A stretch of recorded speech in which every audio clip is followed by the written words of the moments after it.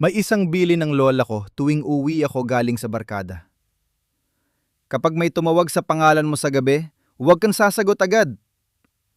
Hindi ko siya pinaniwalaan. Isang gabi, 2:00 na ako nakauwi. Tahimik ang buong barangay. Habang naglalakad ako pa uwi, may narinig akong tumawag. Mark? Huminto ako. Walang tao. Nagpatuloy ako sa paglalakad. Maya-maya, narinig ko ulit. Mas malapit. Mark! Napalingon ako.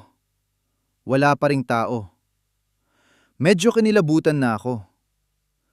Pagdating ko sa tapat ng bahay namin, narinig ko na naman ang boses. Ngayon, parang nasa likod ko na. Mark! Dahan-dahan akong lumingon. Wala. Pero may napansin ako. May basang bakas ng paa sa kalsada. At papunta ang mga ito sa direksyon ko. Hindi papalayo. Papasok sa bahay namin. Agad akong tumakbo papasok at ikinandado ang pinto. Kinabukasan, ikinuwento ko yon sa lola ko. Namutla siya. Pagkatapos ay sinabi niya, "Mabuti at hindi ka sumagot. Nalaman sana niya kung nasaan ka."